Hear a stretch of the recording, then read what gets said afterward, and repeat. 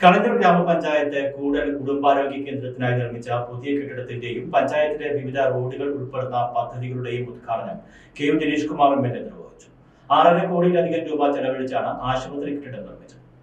കളഞ്ഞൂർ ഗ്രാമപഞ്ചായത്തിന്റെ കൂടൽ കുടുംബാരോഗ്യ കേന്ദ്രത്തിനായി നിർമ്മിച്ച പുതിയ ബിൽഡിംഗിന്റെ ഉദ്ഘാടനം കെ ജനീഷ് കുമാർ എം.എൽ.എ. നിർവഹിച്ചു. ആരോഗ്യ കേരളം പദ്ധതിയിൽ ഉൾപ്പെടുത്തി 6.62 കോടി രൂപ ഉപയോഗിച്ചാണ് ആശുപത്രിക്കായി പുതിയ കെട്ടിടം നിർമ്മിച്ചത്. അതിലേറ്റവും പ്രധാനപ്പെട്ടത് കൂടൽ കുടുംബാരോഗ്യ കേന്ദ്രത്തിൻ്റെ മനോഹരമായ കെട്ടിടമാണ്. നമുക്കറിയാം, കൂടൽ കുടുംബാരോഗ്യ കേന്ദ്രത്തിൻ്റെ 6 വർഷങ്ങൾക്ക് മുമ്പത്തെ സ്ഥിതി. രാജേഷ് സൂചിപ്പിച്ചതുപോലെ ജില്ലയിൽ ഏറ്റവും കൂടുതൽ ഒപ്പിയുള്ള ഒരു കുടുംബാരോഗ്യ കേന്ദ്രമാണ് നമ്മുടെ കുടുംബാരോഗ്യ കേന്ദ്രം. ഇടപ്പുറ ശരാശരി 300-നപ്പുറം അല്ലേ, 250-300 അപ്പുറമായിട്ടാണ് ശരാശരി OP.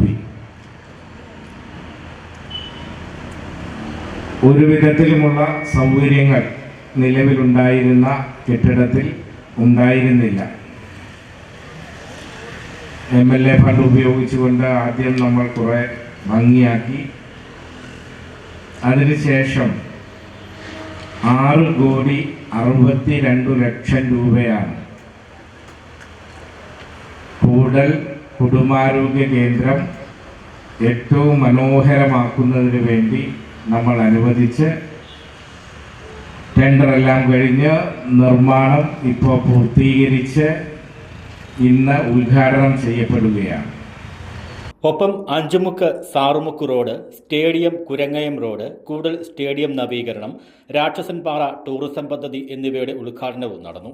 കളഞ്ഞൂർ ഗ്രാമപഞ്ചായത്ത് പ്രസിഡന്റ് S. രാജേഷ് അധ്യക്ഷത വഹിച്ചു. V. Unmesh, doctor Arun Prakash, block panchayat president Bini Lal, ഗ്രാമപഞ്ചായത്ത് vice president Bobby Roy, Beena Prabha, AN Saleem, Aswathy N, Arun PS, Sajeev Rawther, Prasannakumari, PV Jayakumar, Laila, Rekha Binu, Manoj M. James, Sheena Binu, Dileep Athirinkal, Jija Pushpan, Noorjahan J, Rajeev Biju, Vishnu Krishnapuram തുടങ്ങിയവർ പങ്കെടുത്തു.